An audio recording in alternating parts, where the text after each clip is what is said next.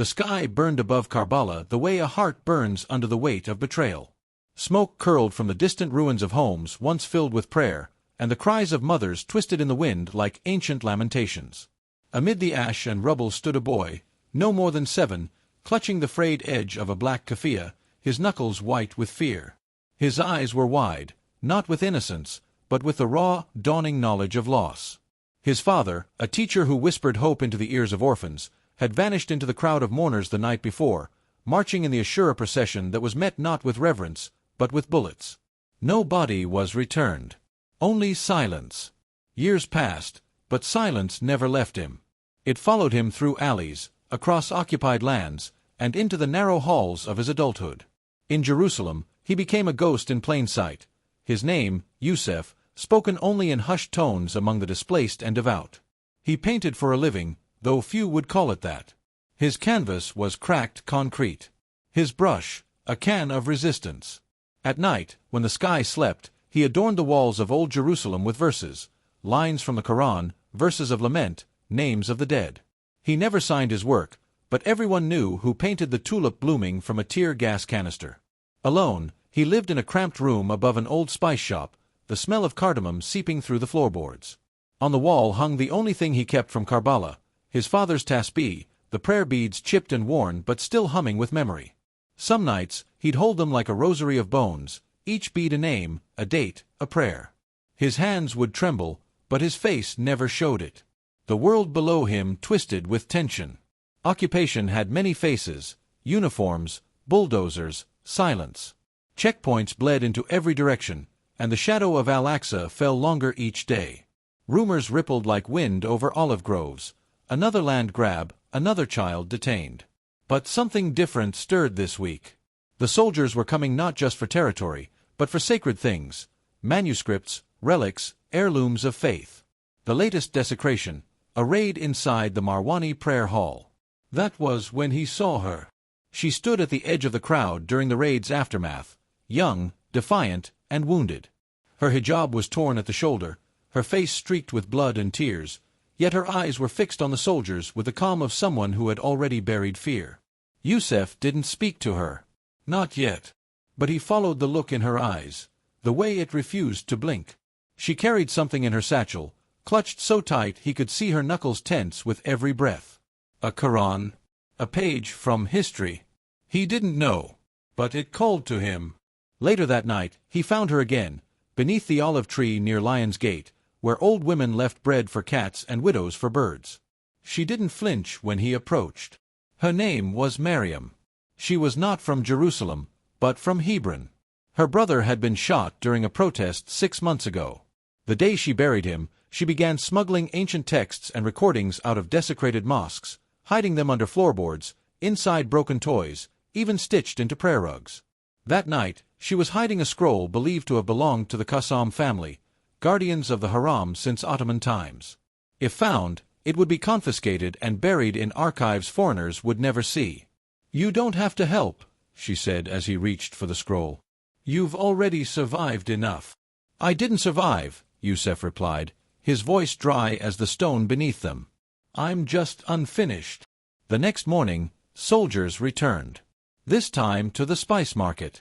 Yusef woke to the sound of boots and screaming. Through the slats of his window, he saw men dragged into the street, faces shoved into pavement, sacks of za'atar torn apart as if they hid dynamite. They came to his building, 3 at the door. He didn't run. He just stood in the middle of the room, staring at the wall, praying without moving his lips. A hand knocked once. Then again. When the door swung open, they found nothing but a man kneeling beside a broken window. The scroll had already been moved. Maryam had taken it before sunrise, hidden it inside the hollow base of the old olive tree. Yusef had stood between them and history, and said nothing. Just like his father had taught him, not with words, but with that final look before disappearing into smoke. They beat him anyway. Left him there, coughing blood between his teeth, as the old spice jars spilled onto the floor like shattered memories. Later that night, Maryam returned. She didn't cry when she saw him. She just sat beside him and pulled a worn cloth from her pocket, his father's keffiyeh. She must have found it among the rubble, somehow knowing it belonged to him. He pressed it to his face like a child searching for scent. Her hands trembled as she wrapped his ribs with makeshift gauze. "You're not unfinished," she whispered. "You're the beginning." The words didn't heal him. Not then. But they rooted somewhere deep inside. And in the silence that followed, something ancient stirred. The same spirit that had walked barefoot into the sands of Karbala now moved beneath his skin. The same blood that cried out at Aqsa now hummed in his ears. He didn't need a flag or a rifle. He needed memory, and someone to carry it with him. Outside, the call to prayer echoed through the broken alleys, louder than usual. Yusef raised his head slowly, his gaze falling eastward, not toward escape, but toward return. The air was thick with dust, but for the first time in years, he saw through it. Tomorrow they would paint. The next morning arrived not with peace but with the sharp clang of iron doors shutting across the old city. The soldiers had set up new checkpoints, their helmets casting long shadows as sunlight spilled across the stones. Word spread like dry fire. Miriam's scroll had been seen, half unrolled in the hands of a commander, the ink still wet from a child's fingers that helped smuggle it. No one knew who had betrayed them, but betrayal in Jerusalem always traveled fast and without a face. Yusef limped through the narrow street, his ribs still tender from the beating, his thoughts a knot of smoke and memory. He wore his father's keffiyeh over his shoulder now, not as a relic but as armor. There was no room left for hesitation. Each step felt heavier, not from pain but from meaning. The air tasted of cumin and gunpowder. Somewhere above, a drone clicked like a distant prayer wheel. At a back door beneath the Armenian quarter, Miriam waited. Her eyes didn't ask questions. They didn't need to. She handed him a folded paper, hand-drawn schematics of an underground passage connecting the Marwani Hall to an abandoned Sufi zawiya. If they could retrieve what remained in the vaults before the soldiers sealed the prayer hall for good, they might salvage centuries of voices. She spoke quickly, the words stacking like bricks. "We'll go tonight. No lanterns. Only touch what's wrapped. We don't have a second chance." Yusef nodded. "Then let's not waste the first." They entered the tunnel at dusk, the city above humming with the illusion of normal life. Beneath, the air thickened with dust and the weight of centuries. The torchlight flickered against carved verses on the walls, words of devotion worn down by time. Yusef moved slowly, hand tracing the script as if to remember each syllable in case the stones were destroyed. Miriam led, her footsteps sure but silent. She had walked these paths before, guided by maps and whispers passed down through women who stitched resistance into silence. They found the vault half collapsed, a ribcage of stone and scripture. Fragments of manuscripts spilled from crushed chests, edges singed or smeared with blood. Yusef dropped to his knees, fingers trembling as he picked up a shard of parchment bearing the name of Al-Quds written in Kufic script. He closed his eyes. The name pulsed in his palm like a heartbeat. They didn't speak as they packed what they could, wrapped scrolls, a ceramic inkwell, a folded cloth bearing a child's name embroidered in 3 languages. They were almost done when a noise echoed behind them, a soft shuffle, then a cough. Yusef froze, hand hovering over a final scroll. From the shadows emerged a boy, maybe 9 or 10, barefoot, with a sling around one arm and defiance in his eyes. He wasn't a threat, but a witness. He had followed them, curious, desperate, or both. Miriam knelt to his level. "Who are you with?" He pointed upward, toward the city. "My uncle was taken. They said he helped hide books. I sleep where he used to pray." Yusef exhaled slowly, the air catching in his chest like cloth snagging on a nail. They had no time. They couldn't leave him, but taking him risked everything. Still, leaving him felt like betrayal. Miriam stood. "We're all someone's story. He comes with us." When they emerged from the tunnel, night had fallen like a curtain torn down mid-scene. They moved quietly, the boy sandwiched between them, the bundle of salvaged items cradled against Yusef's chest like an infant. At the edge of the spice market, the scent of burnt plastic curled in the air. There had been another raid. A wall where Yusef once painted now bore a crude warning. Anyone caught spreading subversion would face military trial. The tulip was gone. The poetry scrubbed clean. Only the cracks remained. Inside the shop, they laid out their collection on an old wool mat. Miriam wiped each piece carefully, hands reverent. The boy, whose name was Isa, watched in silence. When Yusef handed him the inkwell, the boy held it like it contained an entire alphabet. Miriam smiled faintly. "He's one of us now." Yusef sat back, eyes burning not from smoke but from the sharp edge of realization. This wasn't just about preservation anymore. It was about preparation. These artifacts, these children, these moments, they were not relics. They were weapons. Not to kill, but to remember. To resist forgetting. A knock at the door shattered the calm. 3 knocks. Then silence.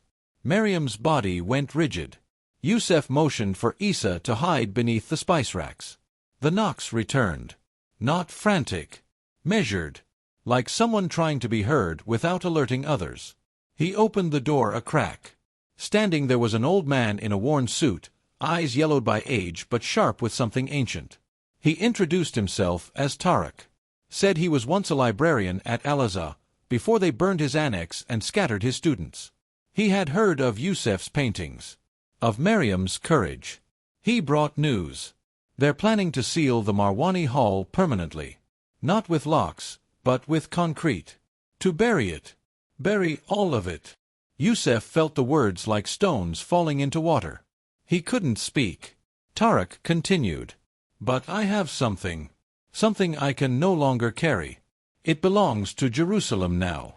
From inside his coat, he pulled a small leather-bound book, brittle with time, its cover embossed with a sigil half erased. It's not just scripture. It's testimony. Poems written during the Nakba. Songs from mothers. It must survive. Miriam reached for it, her hand steady. "Then we protect it. And we multiply it." For the first time in days, Yusef smiled, not with his mouth, but with something deeper. This wasn't a story waiting for an ending. It was a seed. Later that night, under flickering candlelight, they taught Isa how to recite from the scrolls. How to ink a brush with olive oil and soot. How to write his name in Arabic so it curved like a prayer. Yusef painted again too, not on walls this time, but on cloth. A banner. One they would raise tomorrow at dawn near Al-Aqsa. Not to declare war, but to remind the world that memory was stronger than stone. Outside, the wind shifted. Something was coming. Before the call to Far could pierce the silence, Yusef was already awake. The sky above Jerusalem hovered in that thin, silver moment before light, when time held its breath and shadows waited to be reborn. He sat by the window, the leather-bound book from Tariq cradled in his lap. Each page was a quiet rebellion, inked lullabies written by women whose sons never came home, sketches of trees that once stood where now stood checkpoints. Every word hummed with sorrow and resolve. He traced the corner of a page where a tear had blurred a line of poetry, wondering whether it belonged to the writer or the reader. Downstairs, Miriam and Isa prepared the cloth banner they'd stitched overnight. It was white linen, washed and dried in secret, painted with a single crimson word, Thikra, remembrance. It wasn't large, but it didn't need to be. Sometimes one word, if carried by the right hands, was louder than 1,000 screams. Miriam tied the corners tightly, her fingers quick and sure.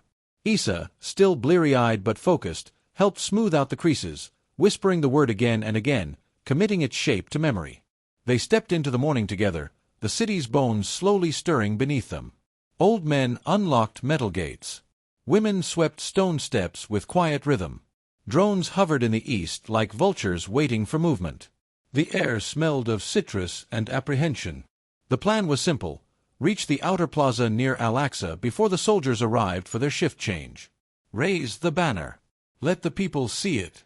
Let the silence break. But Jerusalem never moves without resistance. At the Lion's Gate, 3 armed guards blocked their path. Their eyes scanned every gesture, their rifles pointed nowhere yet aimed at everything. Yusef stepped forward first, his hands empty, his voice calm. "We're going to pray." One of the soldiers, a younger man, barely older than Isa, glanced at the boy. Then at the banner wrapped tightly under Miriam's arm. Suspicion flickered. He stepped closer, raising a hand. "What's that?" Miriam didn't flinch. "A prayer mat." He reached for it, fingers brushing the fabric. For one breathless second, Yusef imagined it all unraveling. Shouts, a struggle, a gunshot.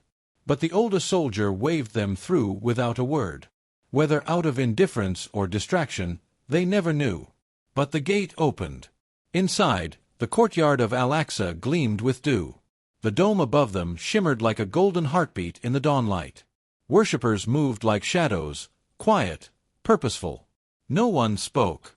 It was the kind of silence that held centuries inside it. They chose a low stone wall near the fountain as their place. Miriam unfolded the banner slowly, reverently. Yusef helped her tie one end to a rusted lantern post, the other to a branch of a stubborn fig tree that had survived 3 demolitions. Isa stood watch, his small frame half hidden behind a column. And then it flew. Thikra. Just a word, but it caught the light like flame. People began to turn. Some paused mid-step. Others whispered.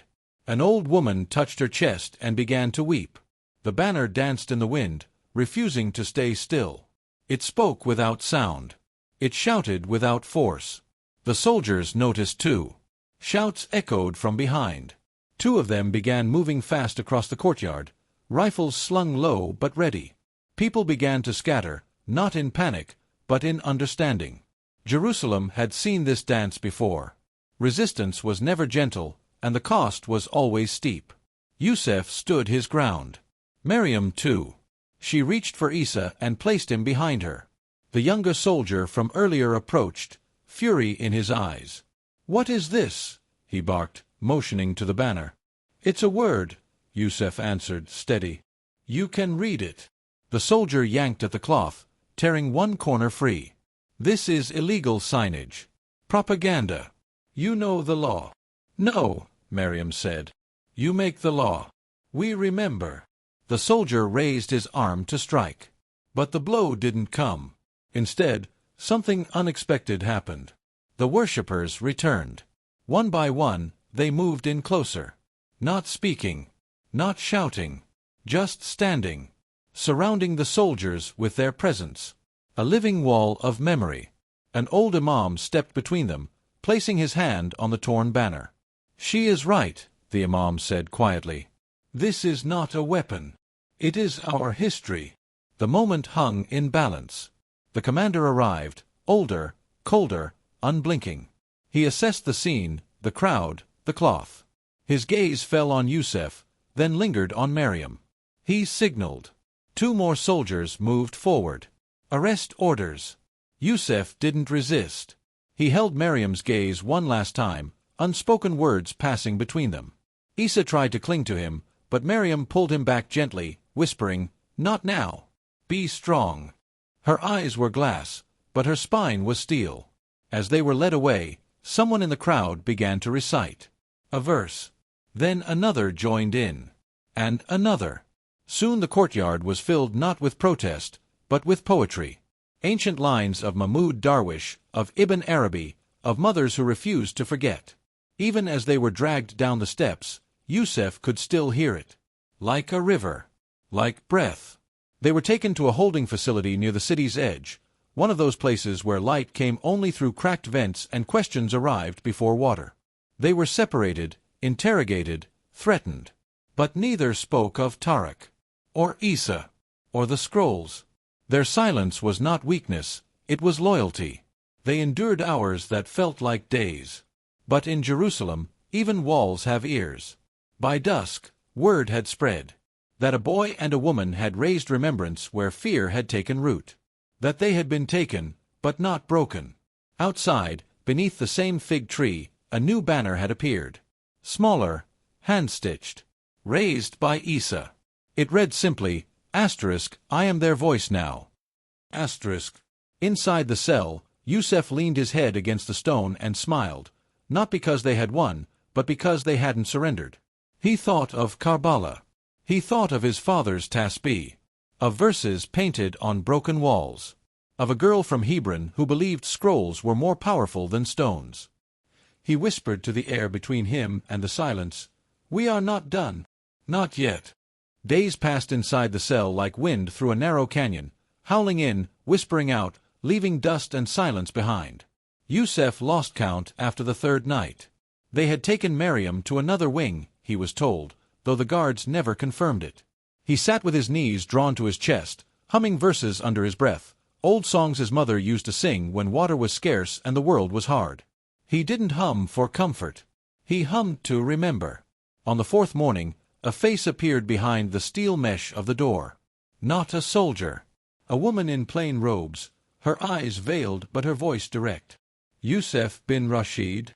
He stood slowly, uncertain. Who's asking? I'm from the Red Crescent. You've been granted release. He blinked, uncertain if it was a trick. And the others? Your name was on the list, she said, almost apologetically. No one else's. He didn't argue. He walked out with his shoulders squared, pain in his hip blooming with every step. But freedom meant moving. And moving meant returning to the struggle. The sun struck him like a slap when he emerged from the compound gates. The sky was too bright, too open. It felt wrong. He paused only once, to look back. No one followed. By the time he reached the city's edge, his keffiyeh was soaked in sweat, and his limbs trembled with exhaustion. But he didn't stop. He walked the long way through the olive groves, avoiding checkpoints. It was there, amid the trees, that he found the boy. Isa. Digging. A shallow trench under the oldest tree in the grove, carefully placing a scroll inside a clay jar. He looked up, startled at first, then ran forward without hesitation, flinging his arms around Yusuf's waist. Yusuf winced at the contact, but his hand found the boy's head instinctively. I saw the banner, the boy whispered. Everyone saw it. Even the schools. Yusuf knelt beside him. Where's Maryam? Isa's face darkened. They moved her. No one knows where. The words sliced into him sharper than the cell's cold floor ever could.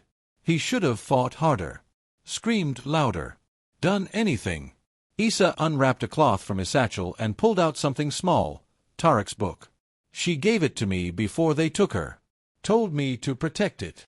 Yusuf held it in his hands as if it were glass. Pages slightly torn now, a few smudged by ash. But the spine still held. He looked at the tree again.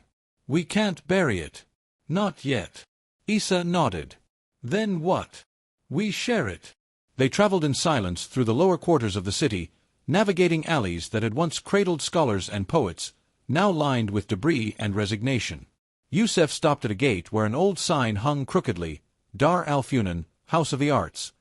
It had once been a school for calligraphy, then a hideout, then nothing. They entered. Inside, dust danced in shafts of sunlight pouring through cracked windows.